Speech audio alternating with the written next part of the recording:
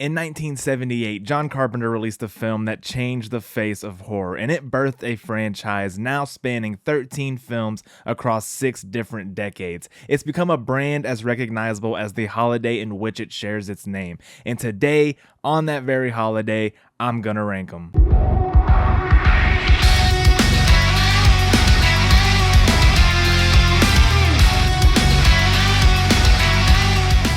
What is going on, everybody, and happy Halloween. The Halloween franchise is one of the most notable and successful franchises in all of horror history. It began in the late 1970s with John Carpenter's Halloween, which released to both audience and critical acclaim. But from that point on, it's a franchise that has experienced a fair share of highs, but also a fair share of lows. So it's always been a fun series of movies to sit down and do a ranking for, which is exactly what I'm going to do for you guys here today. Before I get things started, though I do feel like this is something that should go without saying, I'm gonna say it anyways. This list is just based off of my personal feelings for these films. I'm not trying to make this video to claim that this is the definitive worst to best order of this franchise. If your list looks different than mine, that's fine, that's okay. Our list shouldn't look the same. That's what makes this entire exercise such a fun thing to do. If you do have any disagreements with some of my placements, let me know down in the comments below, and if you're respectful about it, I would love to have that conversation and talk some Halloween with you guys. Also gonna throw out a slight spoiler warning here as well. I'm not gonna be giving 10+ minute reviews for each of these movies, but I will be discussing certain plot points and character fates just to give you guys a better idea of what I do and do not like about some of these films. Also, make sure to give the video a like and subscribe to the channel as well, and get down in the comments below and tell me what your favorite Halloween movie is, or give me your entire ranking. I would love to see how you guys feel about the entirety of this franchise as well. Now that all that housekeeping's out of the way, let's get started. Coming in last place, I've got Halloween 6, The Curse of Michael Myers, and I won't be separating the two cuts of this film for this ranking, because if you ask me, they're just two sides of the same coin. Whether you prefer the more straightforward slasher theatrical cut or the more plot-focused producer's cut, to me they both offer equally incomplete experiences, and it really is that lacking of a definitive identity that is a major contributor to why it is coming in at the very bottom of this list. But I also just think the overall quality of the ideas that it does put forward are some of the worst that the franchise has to offer. Gun to my head, if I was forced to pick which version of this film I prefer, I would choose the theatrical cut. It gets rid of a lot of the plot's worst ideas, like the incestuous pregnancy between Jamie and Michael, and replaces it with more opportunities for Michael to display his brutality, which this version of Michael really is the only good thing that I have to say about this movie. The physical performance from George P. Wilbur is kind of wasted on this film. It's one of the better ones in the franchise. The mask also looks really solid, and there are some pretty standout kills in the theatrical cut specifically, like the one with John Strode in the basement and the surgeons at Smith's Grove. Everything else, though, gets a negative review from me. Even the late great Donald Pleasance at this particular stage of his life just doesn't have the energy to lift this movie off the ground, and I think this movie's biggest sin is that it fails to deliver a satisfying send-off for such an iconic character and performer. But hey, at least we get to watch young, awkward, and weird Paul Rudd for an hour and a half. Deciding between the two cuts kind of just becomes a pick your poison situation. If you do go with the theatrical cut, you're going to get a movie that feels very choppy and oddly paced. But if you go with the producer's cut, you're going to get one that feels really convoluted, whose narrative is stuffed with a lot of gross and bizarre ideas. Ultimately, though, both are floundering conclusions to the Thorn trilogy, which is an era of this franchise that I feel just never did itself any favors the more and more its supernatural elements got involved, which is a side of the Michael Myers character that has always worked best for me when it is being lightly suggested as opposed to what this movie does, putting it front and center. And it's the kinds of things that always make Halloween 6 my least favorite movie in the franchise to rewatch, and why it's landing in the last place spot on this ranking. Up next, I've got Halloween Ends, and I gotta tell you, second to last is a very generous spot for this movie, because if I was making this ranking fresh out of seeing this in the theater back in 2022, it would be buried beneath the bottom of this list, because I was absolutely livid and flabbergasted by the direction they decided to go in for this movie and the complete bait and switch that they pulled on the entire Halloween fandom. Everything that this movie was being sold to us as, from the marketing to even the freaking name of it, was that it was going to be the final confrontation between the iconic slasher final girl pairing of Michael Myers and Laurie Strode. But what we actually ended up getting was a movie that puts 80% 100% of its focus onto a character and a subplot that had not been set up nor introduced for even a second in either of the previous two films in the trilogy. And I know this movie has its defenders and people that like it for the big swings that it attempts and thinks that as it ages, it will develop a Season of the Witch-like cult following, but I just can't see it. And the decision to turn the finale of your trilogy into essentially a Halloween anthology story is just absolutely baffling and bizarre. Corey Cunningham is my pick for the worst character that this franchise has ever produced, and the fact that they let someone who gets bullied by band kids punk Myers and steal his mask with ease is an absolute disgrace to the legend of the character. The romance he and Allison share not only ruins her character, who up until this point I do feel is a bright spot in the trilogy, but also their Shakespearean Bonnie and Clyde dialogue is some of the most cringe-inducing dialogue that I have ever heard in a horror movie in my entire life. And the way they close out his story in the third act makes me roll my eyes every single time. It makes it all just feel like a complete waste of time. And then at the end of the movie, when we do finally get that final confrontation between Laurie and Michael, it kind of just feels like they're throwing you a bone at that point, because it has not been the focus at all for the entire movie leading up to it. And honestly, it's not even the best face-to-face they've ever had in this franchise. There are multiple movies that I think have had them duke it out in a more satisfying manner than what we get in Halloween Ends. But also, the whole narrative about the transference of evil and how it can creep into anybody's soul that leaves a window open is just too big of an idea to drop in and adequately flesh out over the course of a single movie's runtime, especially when you've done nothing in the two prior films to set that idea up. And you combine that with Michael just essentially being reduced to a cameo in his own movie, and Halloween Ends is always a film experience that leaves me asking, what the hell was that, every single time that I watch it. And so that's why I have it where I have it on this list. And the only reason it finishes above Halloween 6 is that the ideas that it is exploring just aren't as weird, and it doesn't feel as mangled as that movie does either. But it's a very small gap. At number 11, I've got Rob Zombie's Halloween 2. Now, I used to be a defender of this movie back in my teenage years, but much like most things from that phase of my life, I cannot for the life of me understand why now, because within the last year, I've rewatched this movie twice, and I struggle to find any redeeming qualities within it. I'm not the biggest Rob Zombie fan out there. I can count on two fingers how many of his projects that I've actually enjoyed in my life, but I do think as a director, he has an eye for the camera, and I respect that you can definitely identify a Rob Zombie movie when you see one, but I think it's his shortcomings as a writer that become very evident when he is trying to pull off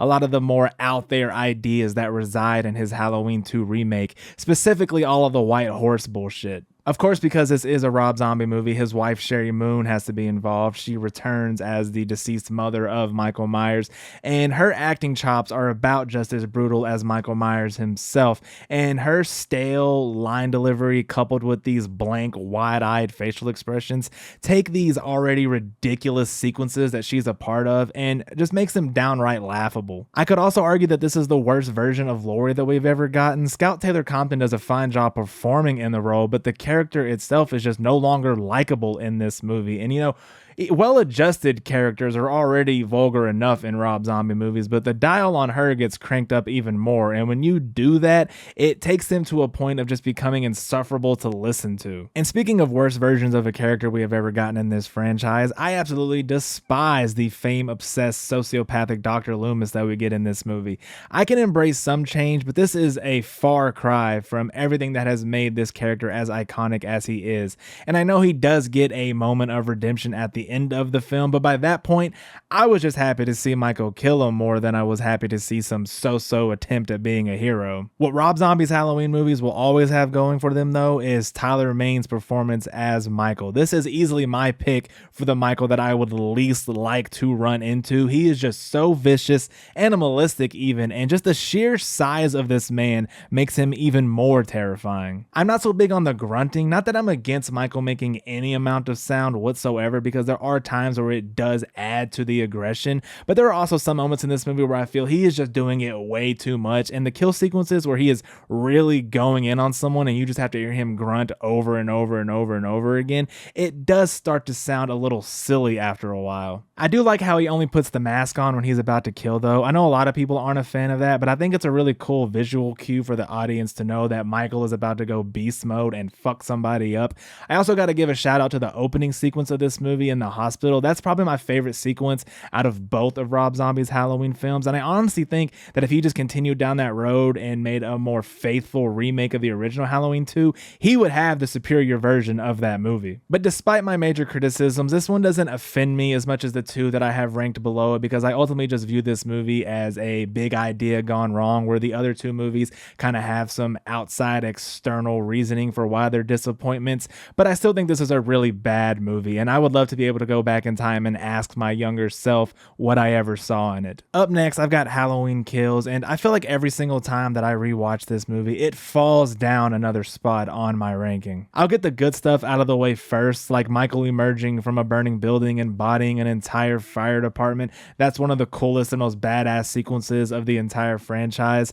The flashbacks to the events of the original film, told from the perspective of a young Officer Hawkins, are really well done. They recapture the vibe of that original film really, really well. And I generally find Big John and Little John to be some of the best comedic characters that the franchise has ever given. But a lot of that good stuff is mainly in like the first 30 minutes or so of this movie, and it is unbelievable how steep of just an absolute nosedive this movie takes the second it gets to the hospital. Poorly written dialogue is something that rears its ugly head quite often in the new trilogy of Halloween films, and Halloween Kills might be the biggest offender of that. All of the heavy-handed, overly serious, and pretentiously poetic conversations about evil in this film is bordering on vomit-inducing. Like, I love Anthony Michael Hall, but him as Tommy Doyle is terrible, and both he and the angry mob that he is leading in this movie are a bunch of bumbling idiots. They chase a guy through the hospital thinking it's Michael, and it's such a stupid moment in the movie because he clearly does not resemble anything close to Michael Myers, whose face they show on the news earlier in the movie. And I get it's supposed to be about mob mentality and being blinded by your hatred and your fear, but it's a ridiculous amount past believability.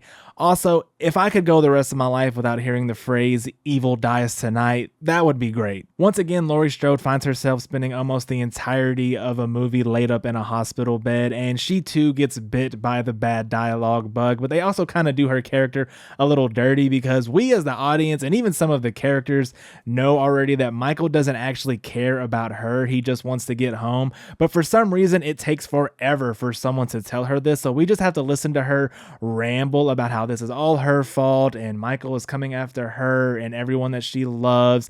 But it all kind of just comes off as coping ex-lover, and so it's a little awkward to sit through. So even though at this very moment there are more things that I enjoy about Halloween Kills than there are in the films that I have below it, but it is wearing thin more and more every time that I rewatch it, so it could be on the fast track to fall down even more spots than it already has. Coming in at number 9, I've got the black sheep of the franchise, and that is Halloween 3 Season of the Witch. Now, full confession time, this was my first time watching this movie all the way through. I had seen bits and pieces of it before, but I was always one of those people that felt no Michael, no thank you. But once I became more knowledgeable as to why this movie was made and what John Carpenter had originally envisioned the Halloween franchise to be, I became a little infatuated with the idea of Season of the Witch, but I was waiting for the right time to watch it, and making this ranking here today seemed like the perfect excuse to finally sit down and give this movie a fair shake. And because lately over the last few years people have started to come around on this movie and it's had a surge in popularity, I actually went into it with pretty hopeful expectations, and I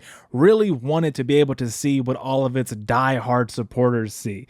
But unfortunately, that is just not what happened. Yeah, this movie is just really not for me, and it doesn't even really have anything to do with there being no Michael. It just never really did anything that hooked me. I do think the best thing that this movie has going for it is that of all of the Halloween movies, it is the one that feels the most like a Halloween movie. I'm talking about the holiday, and if you are someone that likes to binge watch horror movies on Halloween, then I think it's a good one to put onto your list off of that aspect alone. And if you do like a lot of the things that they do within it, then it may even become a staple in your rotation moving forward. I don't know if I just mismanaged my expectations or what, but I felt like so much of this movie just fell flat. I thought it would be a lot more campy in tone and less serious, but I didn't really get a whole lot of that. And I was actually quite surprised by how bored I felt watching it, because that is just definitely not something I expected to feel going into the movie. I like the plot of the movie and the threat that is at the center of it. I think the idea of a company manufacturing and selling Halloween masks across the country to facilitate a mass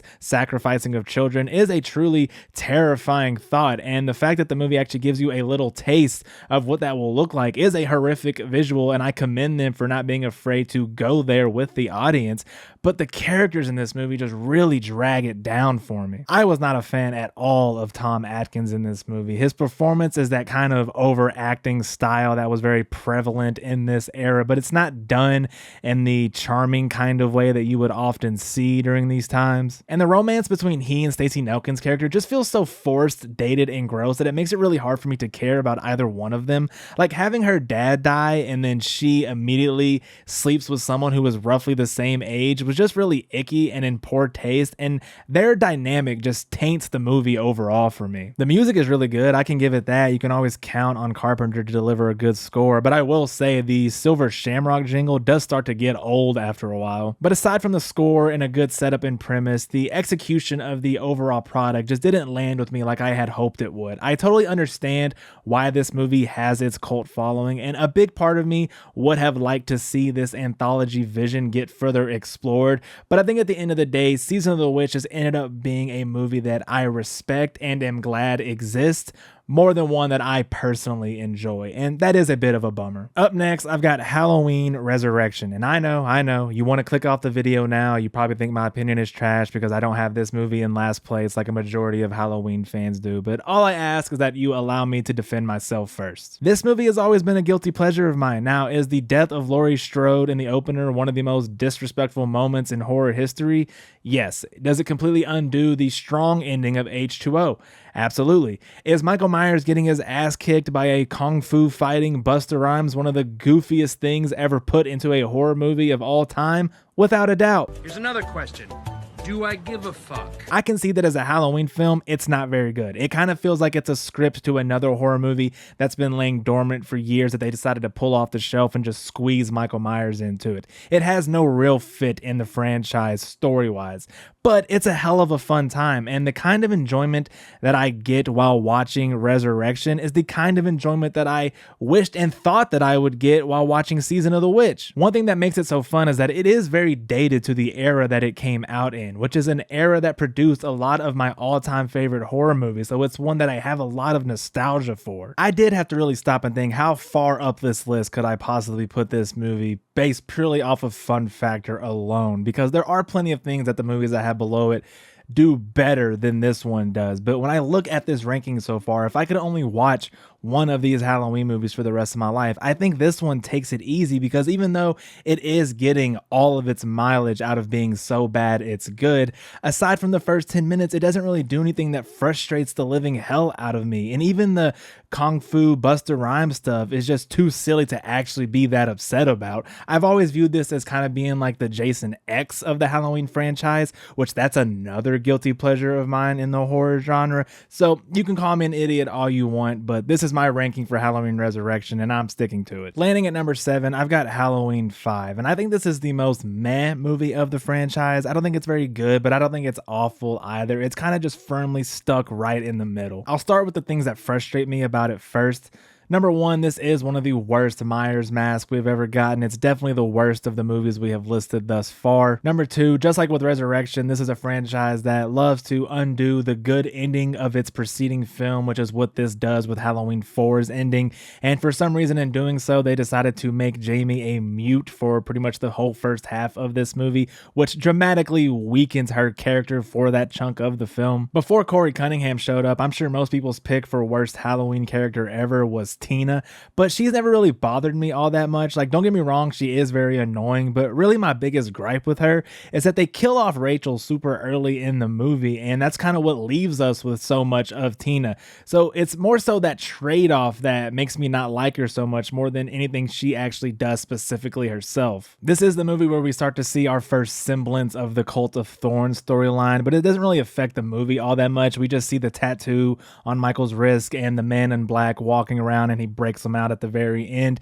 But because you do know how shitty that storyline does get from here, it is a bit of a vibe killer every time it pops up. I'm always split on Loomis in this movie. I like the interactions that he has with Michael, but his aggression and desperation makes him a little too wacky towards Jamie for my liking. I've always found it to be a little off-putting, but I do think on the whole I am slightly more positive towards him than negative, but I also think that's just because it's hard for me to fully dislike Donald Pleasance as Loomis in any capacity. Other than those few complaints though, I still do think this movie does enough for me to at least consider it to be an okay slasher movie. It captures the vibes of spooky season really well. There are still some really good kills in here, like the one with the pitchfork in the barn. There's also some other good moments out of Michael not involving kills, like when he puts on the brute mask as he's driving around with Tina. And also Danielle Harris still gives a very, very good performance as Jamie, especially as the movie moves along and she starts talking again. So overall, I would consider Halloween 5 to be a flawed but okay enough middle of the road Halloween movie, which makes the 7th spot a perfect placing for it on this list. Moving along to the number 6 spot now, and this is where I have 1981's Halloween 2. And this is another movie in this franchise that I just seem to like less and less every single time that I rewatch it.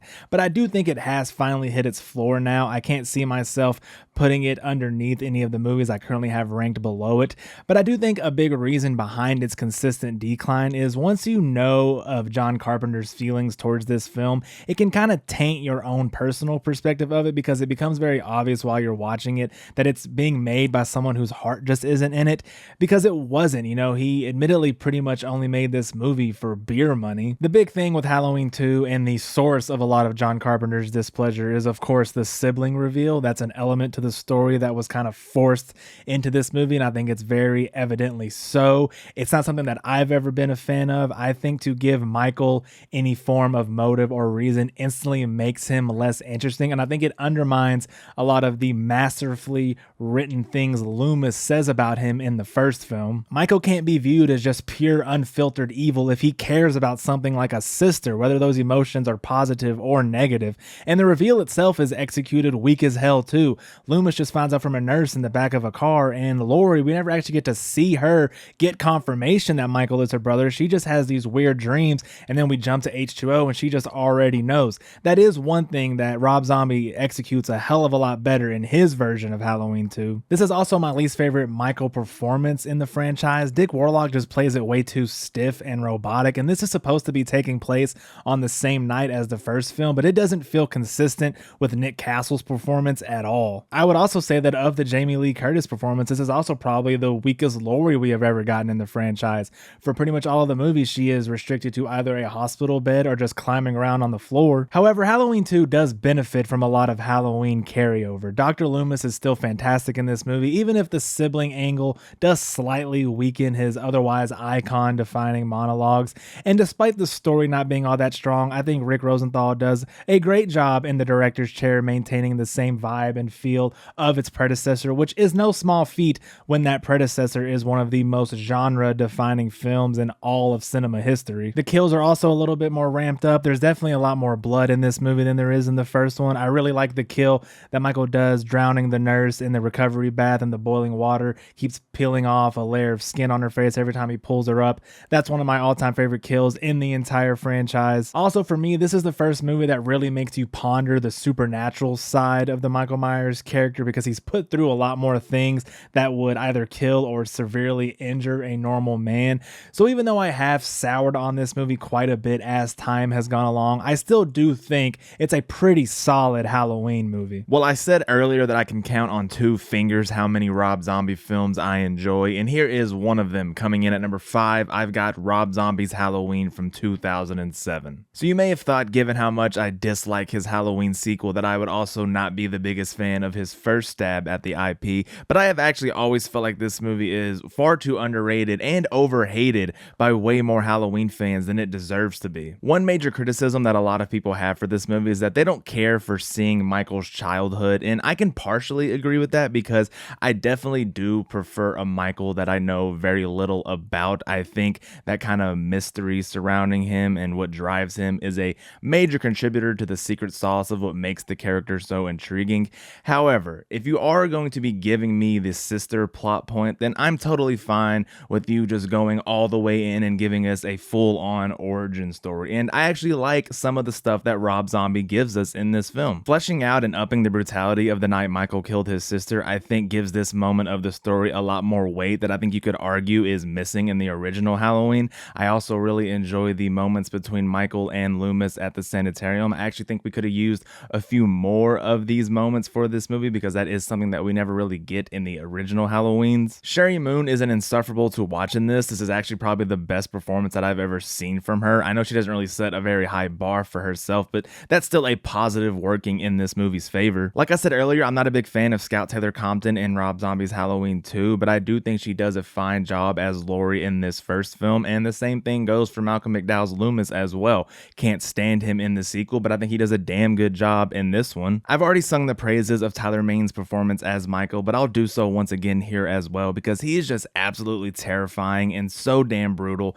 His kills are the only ones in the franchise that actually make me wince in pain when I watch them, and he doesn't even have to grunt in this movie to sell the aggression like he does in Halloween 2. He's just easily and by far the most vicious and physically imposing Michael that I think we have ever gotten in this 13 film franchise. Rob Zombie's biggest flaw as a filmmaker has always been the way that he writes dialogue. It's a major reason why there are so many people that just don't jive with his work all that much, and I totally get it because for most of his movies it's too much for me as well, but when it comes to this movie in particular, it's somehow always just managed to get a laugh out of me. I don't really know why. It's just so ridiculous and crass and over the top, but I also think it's only really restricted to the first act of the movie. As it progresses, it starts to get toned down quite a bit at least as far as Rob Zombie standards go, and so even if I did have an issue with it, I don't think it has that much of a negative impact on the film as a whole like it does with most of his filmography. But also, what other director out there is going to give you such iconic lines like, "I'm Joe Grizzly, bitch"? So while I do understand those that are just never going to be a fan of either of Rob Zombie's takes on Halloween, I myself do feel like there are a lot of things in this first one that he does get right, and I think he manages to do so without allowing a lot of his worst tendencies to fully derail it. Coming in at number 4, I've got Halloween 2018. When this movie got announced, I was ecstatic, and this is a rare example of a time that I got really, really hyped for a movie and it actually delivered. At the time that this movie came out, it was pretty much everything that I hoped it would be, coming off of the long wait that followed the disappointment of Rob Zombie's Halloween 2. I will say though that now that we have the full picture of the trilogy with kills and ends, I do like this movie a teeny tiny bit less than I did before those movies came out, but I still think this is an awesome Halloween film. The Sarah Connor inspired version of Laurie that we get in this movie did take a second to grow on me, but eventually it did do so, despite the early signs of her heavy-handed dialogue being there that we would begin to see more and more of in the sequels, but it's not as prominent in this first film, and so I can say that this is a version of Laurie that I did eventually come around to being a fan of. Karen and Allison, Laurie's daughter and granddaughter, I think are fine character additions, as is Will Patton as Officer Hawkins. James Jude Courtney is my second favorite Myers actor of all time. He's got the stature, he's got the physicality, and I think he's directed in a way that fits seamlessly with Nick Castle's performance in the original. He is great across all 3 of the films that he is in. He's definitely one of the best to ever don the white mask, and speaking of that mask, I think he's got the best looking one in the entire franchise as well. I would also say he does give Tyler Maine a run for his money in the kills department. He doesn't have the same nastiness that you get with a Rob Zombie film, but he's no slouch in that area either. He is still mightily fucking people up. This may be the best looking Halloween movie we have ever gotten. David Gordon Green does capture a lot of really good shots in here. The intro with the podcasters at the mental institution is a chilling opener. Michael retrieving his mask from the trunk of their car was an immediately iconic shot in my opinion, and best of all is the one-track shot of Michael descending onto Haddonfield for the first time in 40 years, stalking from home to home, killing anyone that he comes across. That whole sequence is just chef's kiss, and one of my all-time favorite sequences in all of film, not just horror or the Halloween franchise. Aside from sour souring on this movie a little bit because I now know where the story goes in its sequels. The only thing that I wasn't all that crazy about in this film specifically is all of the stuff regarding Dr. Sartain's character. This whole trilogy is built around closing out the story of Michael Myers and Laurie Strode, and having Dr. Sartain be the thing that is keeping their fates tethered together kind of weakens their whole dynamic, in my opinion. And I've already established that I'm not a big fan of the sibling angle, but that might have been a better route for them to take in comparison to how they did decide to go about it. Because getting this revelation so early is a big reason why so much of Laurie's dialogue is so awkward to listen to later on down the road, and it also takes a lot of the weight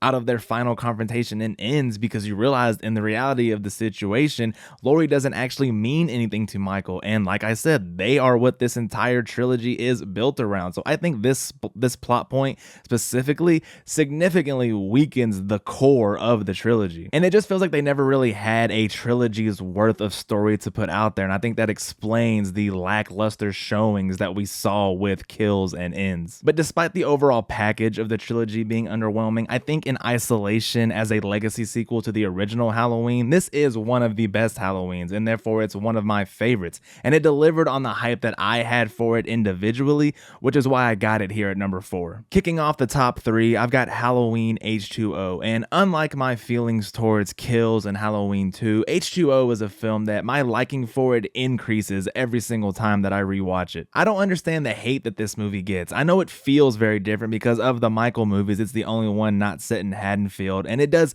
pull a lot of its influence from Scream because that is the franchise that was running the scene at the time, but I don't view either of those things as negatives. Sure, the California setting doesn't offer the same fall Halloween vibes that fans are accustomed to, but I've always been a really big fan of H2O's isolated setting of an emptied out school campus. I'm a really big fan of single location survival horror, and of the films in the Halloween franchise that do this kind of thing, I think H2O is easily the best of them. Across all of the movies that she is in, I think this is the best Laurie Strode that we have ever gotten. She's got the same trauma responses and overprotective qualities that they gave her in the new trilogy, but in comparison, it feels much more natural and believable in this movie, and she doesn't come with a lot of the unlikable qualities that they gave her in those movies either. Sticking with the new trilogy comparisons, this was originally supposed to be the conclusion to the Laurie and Michael saga, and I think they do a much better job executing that than they did in Ends. And for people that are a fan of H2O, this will always be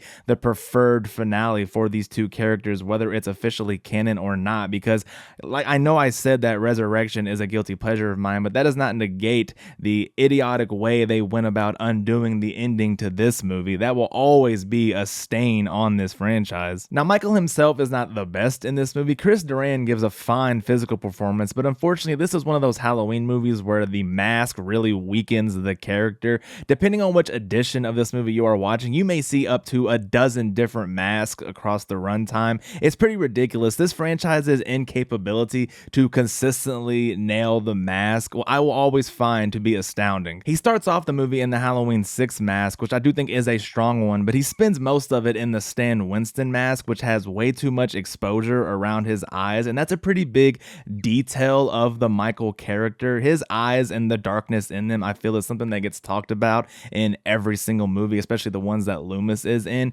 and because you can see so much around his eyes, you actually see him emote during some scenes in the movie, like when Laurie kicks him in the balls, you see his eyes really open wide, and that's just something I should never see with this character. On top of that, you also get a few brief shots of a K&B mask that make Michael look like a bloated alien, and worst of all, there's even a quick scene where the mask is just CGI'd over the actor's face. It's just wild that a movie in one of the most successful horror franchises with one of the most iconic horror characters struggles so religiously to consistently nail the look of their killer, but it's an issue you see in several of these movies. But if you can ignore the distraction of the constant mask swapping, this movie does have a lot of good things to offer. I like the kills, I really enjoy the cast surrounding Jamie Lee Curtis, like Josh Hartnett as her son, and LL Cool J puts Busta Rhymes to shame as the best rapper to ever appear in a Halloween film. And like I said, I think this is the best possible ending that they could have ever conceived for Michael and Laurie, especially with keeping the sibling aspect intact. it's a shame that they go on to ruin it immediately in the next film. But us H2O fans will just have to continue living in our little headcanon bubbles like we have been since it came out. Taking the silver medal, I've got Halloween 4, and I absolutely love this movie. After the original, it's the one that I've seen the most, and there have been plenty of times where I have been craving a Halloween experience, and I actually go to this movie over the original because there is just so much about it that I enjoy. Excluding Season of the Witch, this is easily the most Halloweeniest of the Halloween films. Every year when the leaves start turning colors and the decorations start coming out, I get the itch to throw this film on because I think it just captures the magic of this holiday so damn well. Rachel and Jamie as like a final girl tandem are actually my favorite survivors in the entire franchise, even over Laurie. I think Rachel is superior to Laurie from the first two Halloween films, and it's why I get so frustrated with how early they killed her off in Halloween 5. And I think Danielle Harris as Jamie could have been the face of final girls in this franchise if they didn't fumble her so hard in her future appearances. And this also still features prime Dr. Loomis before he got wacky in Halloween 5 and tired in Halloween 6. I guess I'll just continue to dunk on the new trilogy, but this film does the whole angry redneck town mob thing better than Halloween Kills does, and in only the final couple of minutes or so, it does a better job with the transferring of evil idea than the entire hour and 45 minutes of Halloween Ends does. I mean, again, you have to ignore that they immediately undo it in the next movie, but if you just allow headcanon to trump all, then you will be fine. What pains me so much about this movie, though, is that there is only one thing that stops it from being my favorite Halloween film of all time, and that is the Michael Myers that is in it, specifically his mask. Here we go again with masks talk, but this is the issue at its most infuriating because not including the one-off goofy mask you see in H2O, this is by far the worst that it has ever looked, and I truly do think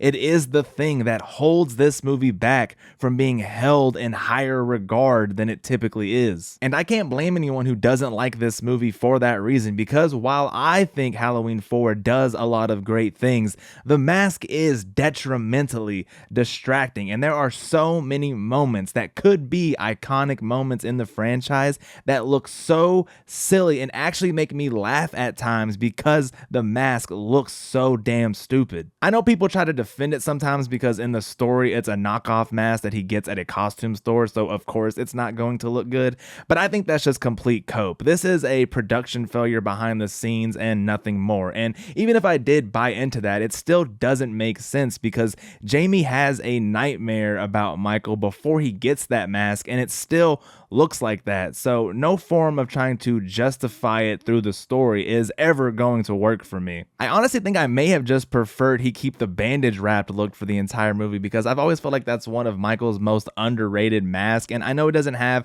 the same icon status as the Shatner mask, so people would probably still be pissed off about it, but it would look so much better than what we do get. This is why movies like Sonic getting bullied into changing their character design matter so much, because it can legitimately save a film, and I wish social media existed back in 1988 so that they could have been bullied into some reshoots, because I think it would do a ton of favors for this movie, and I'm confident that it would probably propel it to the #1 spot on this list, but that's not the reality we live in, so it will always just have to settle for the #2 spot in my Halloween rankings. Coming in at #1 is of course Halloween 1978. What can I say about this movie that has not already been said a cajillion times? This is the greatest slasher ever made, and it is responsible for inspiring so many movies that have made the slasher subgenre my favorite subgenre in all of film. It's now popular to shit on this movie and call it overrated, but that's just what happens when the legend of something gets to a certain level that people feel like they have to try to do whatever they can to tear it down. It happens across all forms of media and entertainment, which I understand that compared to most modern day slashers, it's very mild in terms of blood and kills, and it moves at a very slow pace, but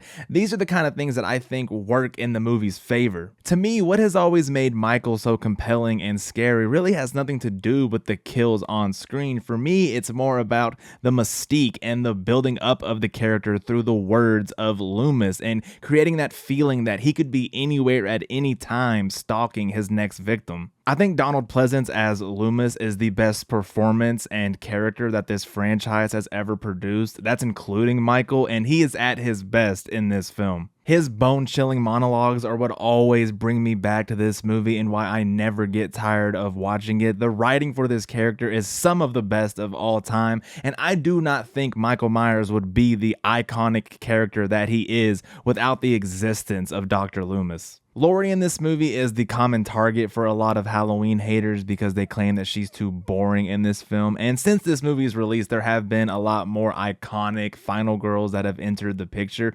But I think the simplicity to the character of Laurie is what makes her so effective. Teenagers of the time could see themselves in Laurie because she feels like just another one of them. And people were a lot more naive and innocent back in 1978. So to see something awful like this happen to someone that reflects that innocence with no obvious motive attached is what made Halloween so scary for the time that it came out, and it's why Laurie Strode has had the staying power that she has had as the quintessential final girl of horror. Nick Castle has always been my all-time favorite Michael performer. Nothing beats that original classic Shatner mask, but I also love the childlike wonder that Castle brings to the physical performance, like in moments when he pins the dude to the wall and get that iconic shot of Michael just staring at him, slowly tilting his head from side to side, looking in awe as he admires his handiwork. It shows that the human part in Michael's brain that stopped growing at the age of 6 is still somewhat present, and it has a curiosity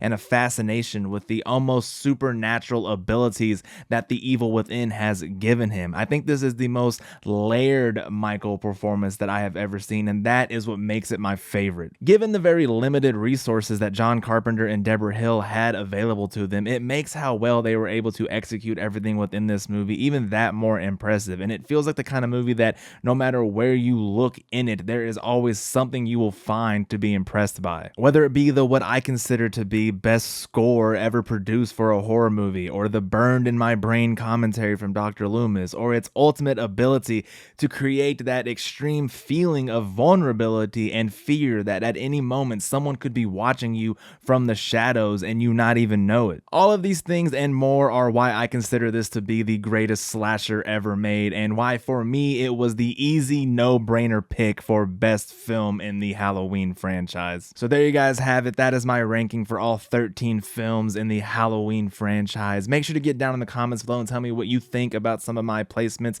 Do you agree or disagree with any of them? Make sure to give me your ranking as well. I would love to see what you guys think about this franchise. Also, before you get out of here, make sure to consider giving the video a like and subscribing to the channel as well. I would love to have you here, and I will see everybody in my next video. Peace.